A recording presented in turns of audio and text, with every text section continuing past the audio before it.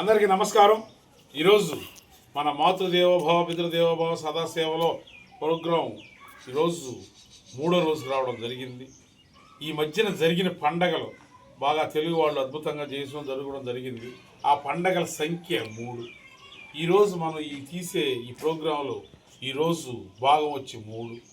మా రైతు కుటుంబంలో మా హర్ష వ్యవసాయ వారసుడిగా ఆయన తరం సంఖ్య 3. అందువల్ల ఈరోజు వీటి గురించి హర్ష మాట్లాడతాడు. ఆయన మాటల్లో వినాలి. అందరికీ నమస్కారం. 365 రోజులకు ఒకసారి వచ్చే భోగి, మకర సంక్రాంతి, కనుమ 3 పండుగలు పూర్తయిపోయినాయి. పూర్తయిపోయిన తర్వాత వాళ్ళ ఊర్లకి అంటే స్వస్థల నుంచి మళ్ళీ నగరాలకి వెళ్ళిపోవడం జరుగుతూ ఉంటుంది.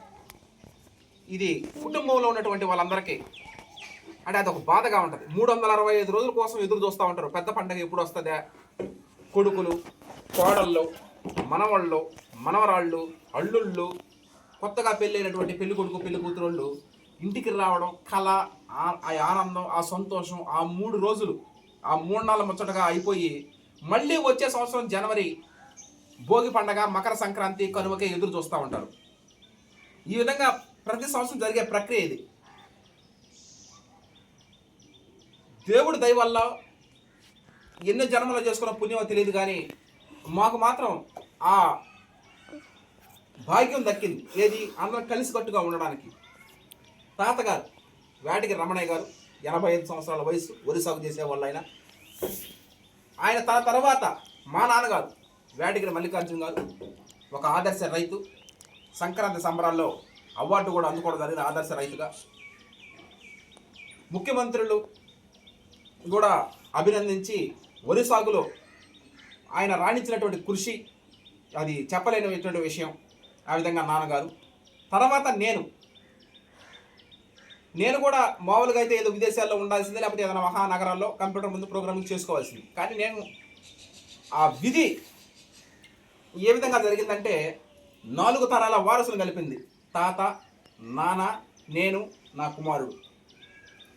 అందరూ పండగలు అయిపోయిన తర్వాత ఊరికి వెళ్ళిపోతారు. వలస అంటే ఉద్యోగరీత్యా, వ్యాపార రీత్యా, ఇతర కారణాల వల్ల, అంటే వాళ్ళ జీవనోపాధి కోసం ఒక ఊరిని స్వస్థలం నుంచి పుట్టిన గడ్డను వదిలేసి వేరే ఊరికి వెళ్ళి జీవనోపాధి పొంది మళ్ళీ ఇంటికి రావడం, సంక్రాంతికి ఇలా అప్పుడప్పుడు రావడం, అదొక సంతోషకరమైన ఆనందం.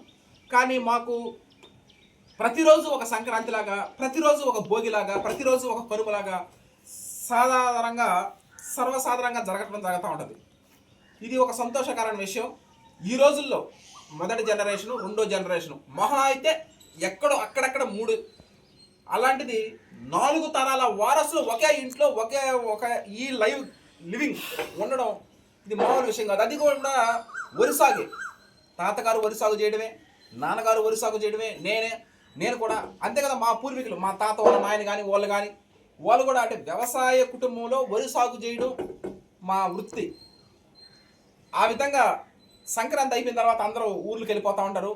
పల్లెటూర్లు, గ్రామాలన్నీ గోసిపోతాయి. అంటే కళ అనేది తగ్గిపోతుంది. మళ్ళీ వచ్చే సంవత్సరం మళ్ళీ సంక్రాంతికి రావడం జరుగుతూ ఉంటుంది. ఈ విధంగా కాకుండా మనకి ప్రతిరోజు ఒక పండగలాగా, సంక్రాంతిలాగా జరగడం జరుగుతూ ఉంటుంది. ఇది నేను ఎప్పుడు కూడా ప్రతిరోజు చెప్తానే ఉంటాను. నేను దాని గురించి సివిఆర్ మెథడ్ ఫార్మింగ్ గురించి కానీ, ప్రతిరోజు ఒక పండగలాగా చేయడం జరుగుతూ ఉంటుంది. కానీ మన టీం మెంబర్స్ కానీ ఇలా ఈ విధంగా పండగలన్నీ అయిపోయినాయి. సంతోషంగా, ఆనందంగా వాళ్ళు మళ్ళీ